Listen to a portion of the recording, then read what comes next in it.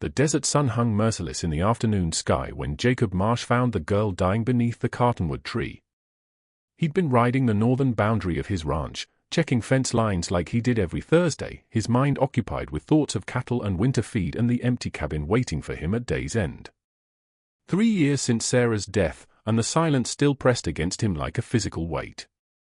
His horse, a steady roan mare named Ruth, suddenly balked and sidestepped, nostrils flaring. Jacob's hand went instinctively to his rifle before he saw what had spooked her. A figure hung suspended from the lowest branch of the ancient cottonwood, rope tight around slender shoulders, toes barely scraping the dusty ground. Dark hair fell forward, obscuring the face. A wooden sign dangled from the person's neck, letters carved deep and deliberate into the pale wood. "White man don't forgive." Jacob dismounted in one fluid motion, his heart hammering against his ribs. As he approached, he realized the figure was small, young, a girl no more than 16 or 17 years old. Apache, by the beadwork on her torn dress and the traditional patterns woven into what remained of her hair ornaments. Blood had dried in dark streaks down her arms where the rope had cut into her skin. Her breathing came shallow and ragged. She was still alive. "Easy now," Jacob murmured, though he wasn't sure if he was speaking to the girl or to himself. He pulled his knife from his belt, the blade Sarah had given him on their wedding day, and reached up to cut the rope. The girl's weight fell against him, light as a child despite her height, and he lowered her carefully to the ground. Her eyes fluttered open for just a moment. They were dark as coffee, filled with pain and something else, something that looked almost like relief. Then they closed again, her head lolling to one side. Jacob worked quickly, his rancher's hand steady despite the rage building in his chest. The rope had been tied with deliberate cruelty, tight enough to cut and bind but not quite tight enough to strangle immediately. Someone had wanted her to suffer. The sign told him why, though not the whole story. Never the whole story. He lifted her onto Ruth, who stood patient and calm now that the immediate threat had passed. The girl weighed almost nothing. Jacob could feel every rib through the thin fabric of her dress as he settled her in front of the saddle and swung up behind her, holding her upright with one arm while guiding Ruth with the other. The ride back to his cabin took 40 minutes that felt like hours. The girl drifted in and out of consciousness, sometimes murmuring words in Apache that Jacob couldn't understand, sometimes simply moaning in pain. He kept checking her pulse at her throat, reassuring himself that she still lived. The cabin stood alone in a small valley, surrounded by grassland and protected by hills on 3 sides. Jacob had built it with his own hands 7 years ago, when Sarah was still alive and they dreamed of filling it with children. Now it held only ghosts and memories and too much empty space. He carried the girl inside and laid her on his bed, the only bed in the single-room cabin. She looked impossibly fragile against the rough wool blankets, her copper skin pale with blood loss and exposure. Jacob lit the oil lamp and heated water on the stove, then set about cleaning her wounds with the methodical care he'd learned tending injured cattle and horses. The rope burns around her shoulders and upper arms were deep, infected in places. Someone had beaten her before leaving her to die. Dark bruises mottled her back and sides. Her hands were torn, probably from trying to free herself. Jacob worked in silence, cleaning and bandaging, his jaw tight with an anger he hadn't felt since the day he'd buried Sarah. "Who did this to you?" he asked quietly, knowing she couldn't hear him. "Your people? Or mine?" The sign suggested Apache justice, but Jacob had lived in this territory long enough to know that white men were just as capable of cruelty, and sometimes they dressed it up to look like someone else's doing. He made broth from dried beef and coaxed a few spoonfuls between her cracked lips. She swallowed reflexively, still unconscious. Jacob sat back in his chair beside the bed and watched her breathe, watched the rise and fall of her chest, and wondered what he'd just brought into his life. Morning came cold and clear. The girl still slept, her breathing deeper now, more regular. Jacob milked his cow, fed his chickens, and checked on his small herd of cattle in the near pasture. Everything was as it should be, except for the young Apache woman in his bed who someone had tried to kill. He was frying eggs when he heard her stirring. He turned to find her awake, propped on one elbow, eyes wide with fear and confusion. She tried to speak but only managed a dry croak. "Water," Jacob said, bringing her a cup. He helped her drink, supporting her head with one hand. She drank greedily, then fell back against the pillows, studying him with those dark, wary eyes. "You're safe here," Jacob said, though he wasn't entirely sure that was true. "I found you yesterday. Cut you down." She stared at him for a long moment, then spoke in heavily accented English. "Why?" The question was simple, but the weight behind it was enormous. Why would a white man save an Apache girl left to die with a warning sign around her neck? Why would he risk the anger of her people or his own? Why would he care? Because it was the right thing to do, Jacob said. It was the only answer he had. She closed her eyes, tears leaking from the corners and running down into her hair. "They will come for you," she whispered. "Apache or white man. They will come. Let them come." The words surprised him with their vehemence. But as he said them, Jacob realized he meant them. He was tired of being alone, tired of following rules that led to cruelty, tired of the careful neutrality he'd maintained since Sarah's death. Maybe this was why God had led him to that cottonwood tree. Maybe this was his purpose now. "What's your name?" he asked. "Nasha," she said softly. "It means owl. My mother gave me this name because I was born at night and watched everything with big eyes." A ghost of a smile touched her lips. She said I would see truth others missed. "I'm Jacob. Jacob Marsh." "Jacob," she repeated, testing the sound. "You are the rancher who lives alone. I have heard of you. The Apache say you are fair. You do not shoot at us when we cross your land to reach the river." He nodded slowly. Never saw the point in shooting at people just trying to get water. She was quiet for a moment, studying his face. "The sign spoke truth," she finally said. "White men do not forgive. I brought shame to my people by learning English from missionary women. I wanted to understand both worlds. I thought I could build bridge." Her voice broke. "But there is no bridge. Only canyon that swallows those who try to cross." Jacob pulled his chair closer to the bed. "Tell me what happened." The story came out slowly, painfully. Nasha had befriended a missionary woman who'd come to the territory 2 years ago, a widow like Jacob, trying to do good in a hard land. From her, Nasha had learned English and reading and writing. She'd shared Apache medicines and wisdom in return. It had been a quiet friendship, hidden from both communities who would have disapproved. Then the missionary woman had been killed in a raid, caught in the crossfire when a group of young Apache warriors attacked a supply wagon. Nasha's friendship with her was discovered. The tribal elders called her traitor, said she'd given secrets to the enemy. They beat her and tied her to the tree on the boundary between Apache land and white settlements, a warning to both sides. "They said I chose white man over my people," Nasha said, her voice barely above a whisper. "But I chose neither. I only chose understanding. I only chose peace." Jacob felt the weight of her words settle over him like a heavy coat. How many times had he seen this territory torn apart by people who refused to see each other as human?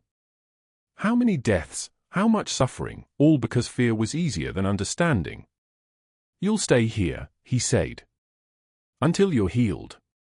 Until we figure out what comes next." "They will come," she repeated. "You do not understand what you risk." "Maybe not," Jacob admitted. "But I'm done watching people die because others are too coward to do what's right." 3 days passed in careful quiet. Jacob tended his ranch while Nasha recovered, her young body healing with remarkable speed. She moved from the bed to the chair by the fire, then began helping with small tasks despite his protests. She knew herbs and medicine, could identify plants he'd never noticed before. She taught him Apache words while he taught her more English.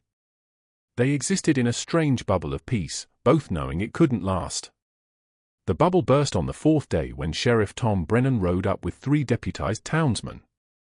Jacob watched them approach from the cabin window, his hand resting on his rifle. "Stay inside," he told Nasha. "Don't come out no matter what you hear." He met them in the yard, standing loose and ready. Tom Brennan was a decent man generally, but he'd been sheriff long enough to value peace over justice when the two conflicted. "Jacob," Tom said, not dismounting. "Heard you got yourself an Apache girl in there." "Heard wrong," Jacob said mildly. "Got a young woman who was near dead when I found her. Doing my Christian duty to help the suffering. That Christian duty's gonna get you killed." Tom shifted in his saddle. "Apache are stirred up. They're saying you stole one of their criminals.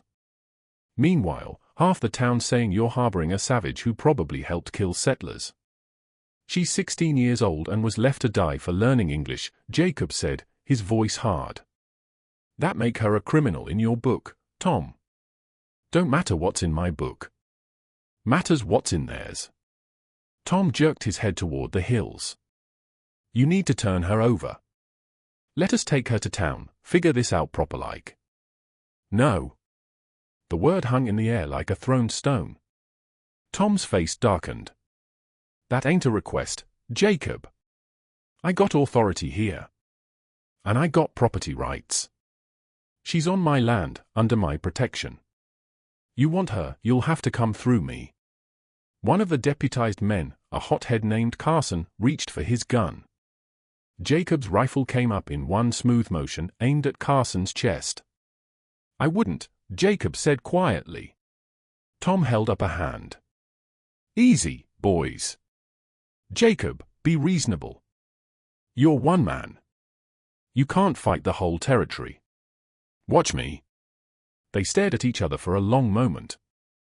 Finally, Tom sighed and turned his horse.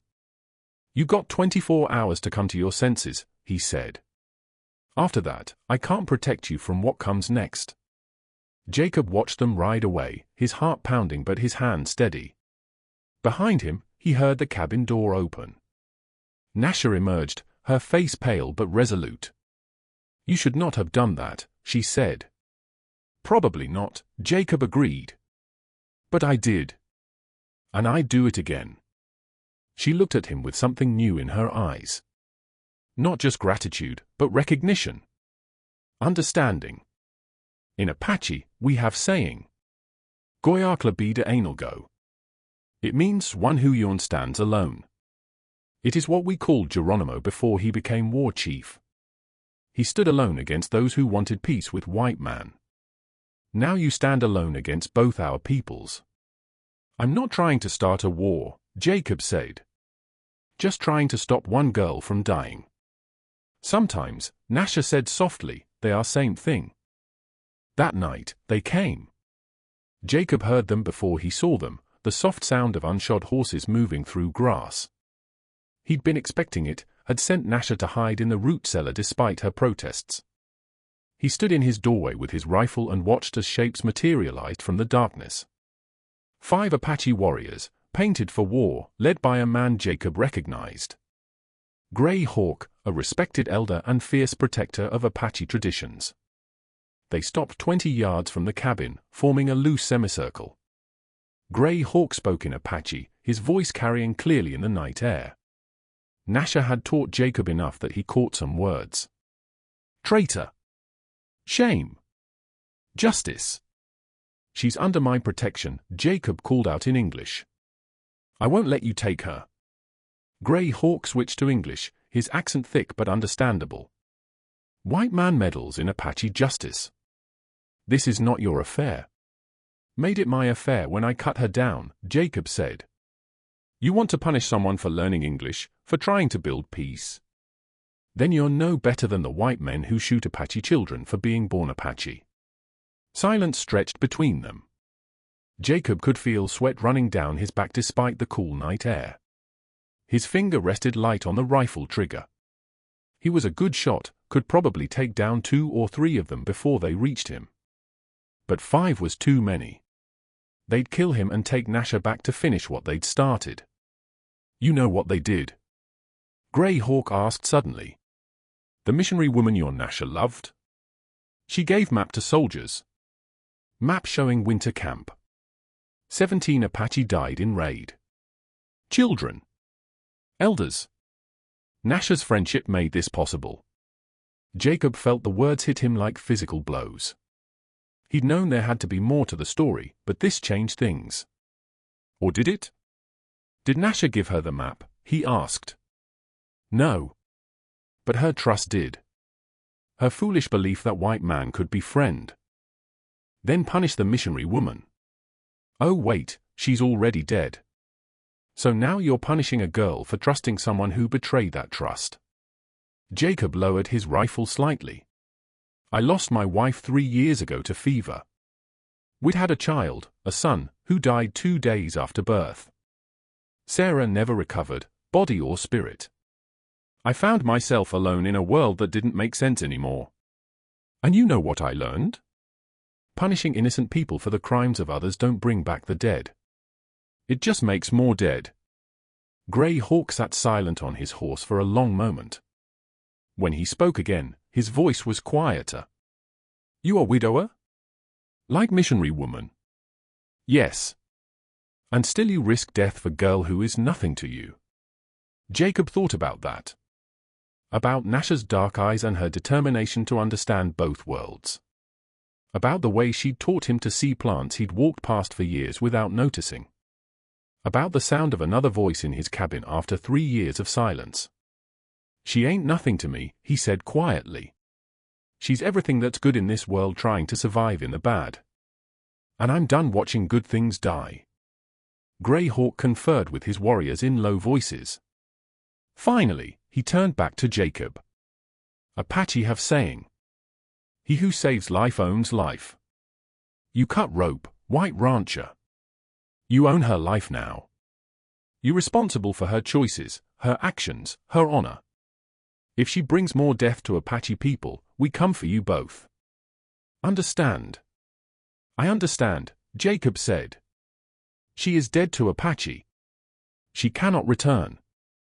She cannot speak our language or follow our ways. She is white man's woman now. This is worse than death we gave her. You think you save her. You only steal her soul. Grey Hawk raised his hand, and the warriors melted back into the darkness as silently as they'd come. Jacob stood in the doorway for a long time after they'd gone, the weight of what had just happened settling on his shoulders. When he finally went to get Nasha from the root cellar, she was crying. She'd heard everything through the floorboards. He is right, she sobbed. I am nothing now. Not Apache. Not white. Just nothing. Jacob knelt beside her in the dim cellar, the lamp casting shadows across her tear-stained face. You're not nothing, he said firmly. You're Nasha. You're the girl brave enough to try building bridges when everyone else was content with canyons. You're the woman who survived what would have killed most people. You're whatever you choose to be now. I choose to be dead, she whispered. Would have been easier. Maybe, Jacob acknowledged. But you're not. You're here. And you got a choice now. You can spend your life mourning what you lost, or you can build something new. She looked up at him, eyes red and swollen. What is there to build? I have no people. No place. No purpose. Jacob hesitated, then spoke the words that had been forming in his heart without his permission. You got a place. Here. If you want it. I could use help running this ranch. And I'd be honored to have you stay. As what? Servant? Slave. As partner, Jacob said. As friend.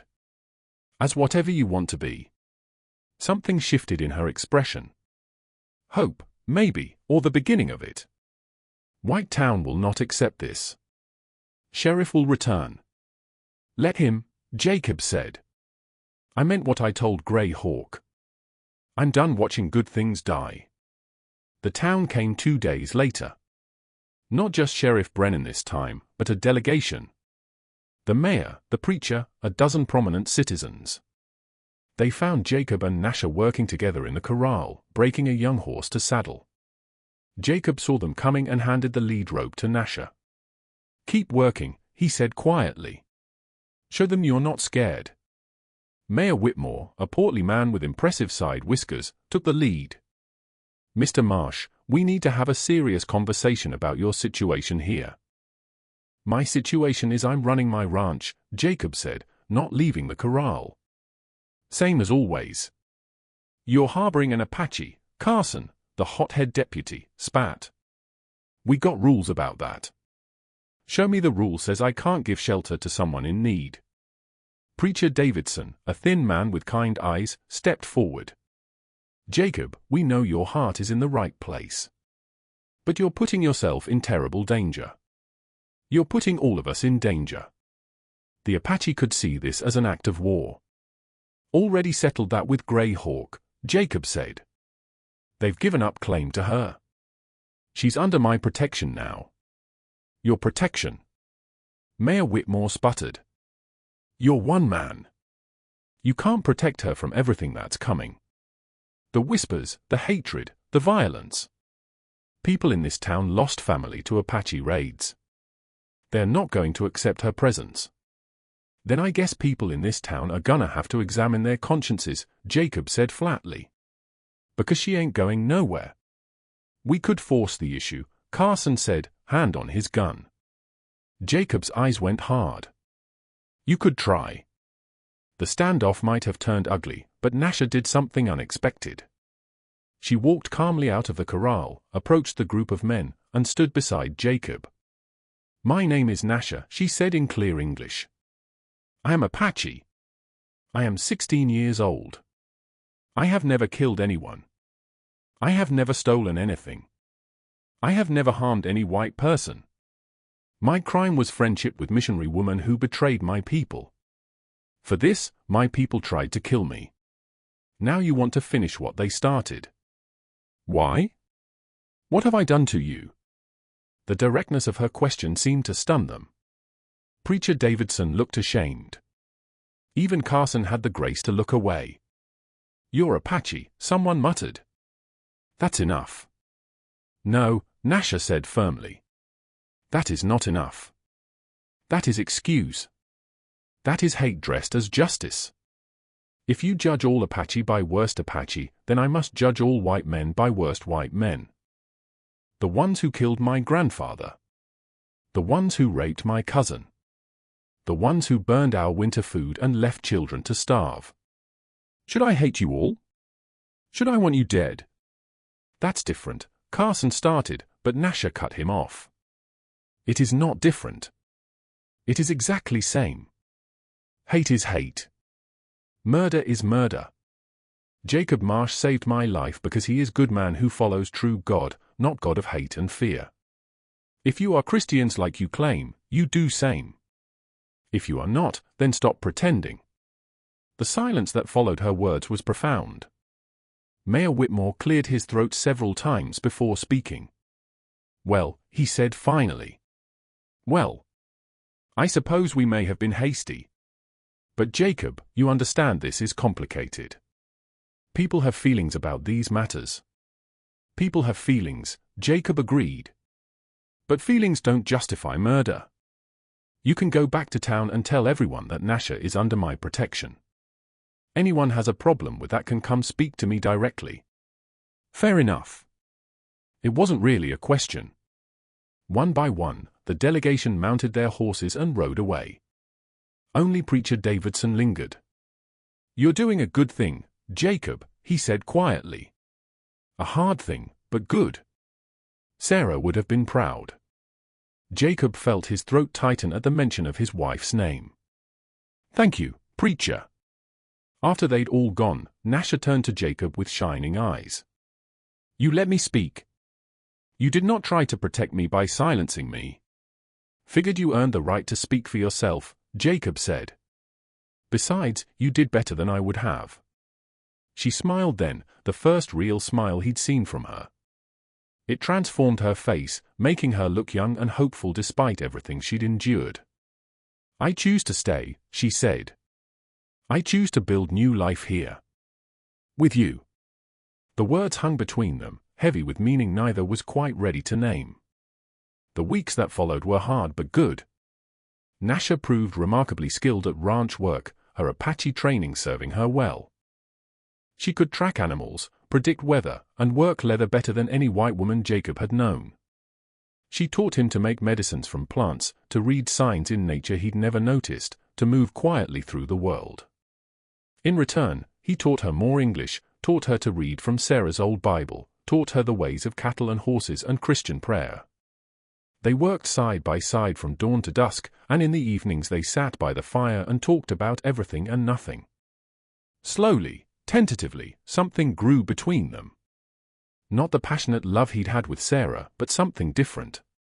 Something built on respect and shared hardship and the simple comfort of not being alone. Winter came hard that year. Snow drifted against the cabin walls, and they spent long days inside, keeping the fire going and the livestock fed. Nasha had moved from Jacob's bed to a pallet by the hearth early on, propriety maintained even in isolation. But on the coldest nights, Jacob would wake to find her shivering despite the banked fire, and he'd add more wood and wrap her in an extra blanket, his heart aching with protective tenderness. It was during one of these long winter nights that Nasha finally told him the full story of the missionary woman. Her name had been Margaret, and she'd been genuinely kind, genuinely interested in peace. But her brother, a cavalry officer, had used her friendship with Nasha to gain information. Margaret never knew. She died believing in the bridge she was building, never realizing her brother had used it to carry death. I hated her for a long time, Nasha said, staring into the fire. After the raid. After my grandfather died. But she did not know. She was innocent too. We were both tools in white man's war. Not all white men, Jacob said quietly.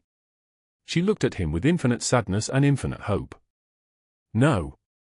Not all. Spring came late but glorious. The land burst into color, and the cattle grew fat on new grass. Jacob taught Nasha to shoot his rifle, and she taught him to hunt with bow and arrow. They worked the ranch together like partners, like equals, like something more neither quite dared to name. The town slowly, grudgingly, began to accept her presence. She accompanied Jacob to church, sitting in the back row while people stared and whispered. Preacher Davidson welcomed her warmly, and a few of the braver souls began to nod to her after services. It wasn't friendship, but it was tolerance, and that felt like victory. One evening in late May, with wildflowers blooming across the valley and the air sweet with grass and rain, Jacob found the courage to speak what had been growing in his heart all winter. They were sitting on the porch watching the sunset when he said, "Nasha, I need to ask you something." She looked at him, patient and waiting. "I know you're young," he began awkwardly.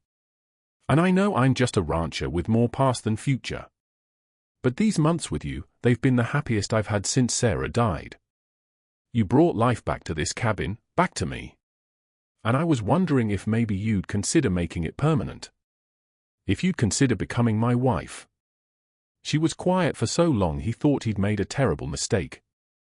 Then she spoke, her voice trembling slightly. In Apache way, when man saves woman's life, he becomes responsible for her.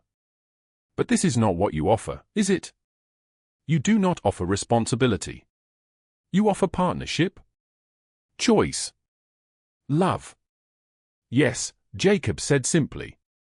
That's what I'm offering. Then yes, Nasha said, tears streaming down her face. Yes, I will be your wife. I will choose you as you chose me. I will build bridge between our peoples with our life together. They were married in June by Preacher Davidson in the small church in Ironwood.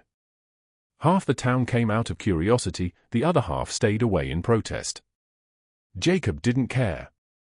He stood at the altar in his best suit, holding Nasha's hand, and spoke his vows with a full heart. Nasha wore a dress that was half white lace, half Apache beadwork, a perfect symbol of who she was. When she spoke her vows, first in Apache and then in English, there wasn't a dry eye in the church. The years that followed were not easy. Prejudice died hard in the territory. But Jacob and Nasha built a life together through patience and work and unwavering commitment to each other. Children came, 3 of them, each one learning both Apache and English, both Christian prayers and Apache wisdom. They were bridge children, belonging to both worlds and neither, carving out a new way in a hard land.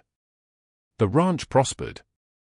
Word spread that Jacob Marsh treated Apache and white settlers fairly, that his wife Nasha had wisdom about the land that could help anyone willing to listen. Slowly, tentatively, others began to follow their example. Mixed marriages became less scandalous. Apache who wanted peace found refuge on marsh land. White settlers learned Apache techniques for surviving drought and hard winters. Ironwood changed. Not overnight, not completely, but enough. Enough that children of different peoples could play together without fear. Enough that Nasha could walk through town with her head high and receive respectful greetings. Enough that when old Grey Hawk came to the ranch one last time before he died, he told Jacob that maybe, just maybe, bridges were stronger than canyons after all. On quiet evenings, Jacob would sit on his porch with Nasha beside him and their children playing in the yard, and he would remember that day he'd found her hanging from the cottonwood tree. He'd thought he was saving her life.